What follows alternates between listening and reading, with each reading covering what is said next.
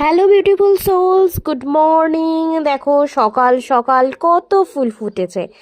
একদম এত ঠান্ডাতেও দেখো কত জবা, তারপর গাঁদা, সব ফুল ফুটেছে। আর এই যে আমার পার্সোনাল অ্যাসিস্ট্যান্ট, ইনি হচ্ছেন বিছানা গোছানোয় এক্সপার্ট।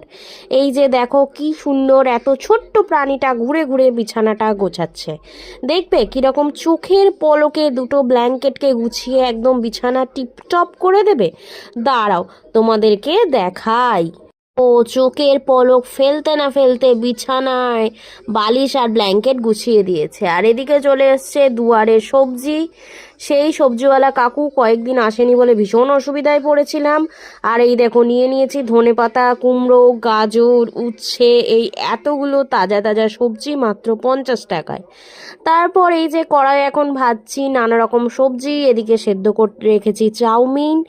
এই দেখো চোখের পলক ফেলতে না ফেলতে আমার চাউমিন রেডি। এটা অবশ্য নিরামিষ চাউমিন। আমি চাউমিনে ডিম বা চিকেন দেওয়া চাউমিন অতটা পছন্দ করি না। তারপর খাওয়া দাওয়া করে একটু গাছটার গোড়ার মাটি আলগা করে দিলাম। এই গাছটার যে কি হয়েছে, এই গাছটা বড্ড ঝিমিয়ে যাচ্ছে।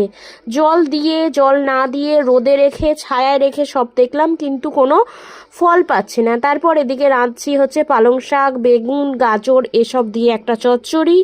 এটা রান্না করতে করতেই এই দেখো চলে এসছে আমার দুটো পার্সেল। দুপুরের খাবারে আছে সাদা ভাত, এটা হচ্ছে উচ্ছে ভাজা, এই যে পালং শাক, মূলো, বেগুন, গাজর দিয়ে চচ্চড়ি, এটা হচ্ছে এই যে তেঁতুল দিয়ে মাছের টক। এটা যদিও করেছিলাম পরশুদিন, এখনো রেখে দিয়েছি। শীতকালে টক ভীষণ যত মজে তত খেতে ভাল লাগে। আর এইটা হচ্ছে আজকের শো স্টপার, এটা হচ্ছে কুং পাও চিকেন। রেসিপি আমি খুব শীঘ্রই অ্যাড করে দেবো। তারপর বেশ একটা ভাত ঘুম দিয়ে সন্ধ্যে 6টা নাগাদ বসেছি চা নিয়ে, আর সঙ্গে আছে মুড়ি মাখা। আজকে সন্ধ্যের শো স্টপার হচ্ছে ইনি, ডিমের ডেভিল। চলো টাটা।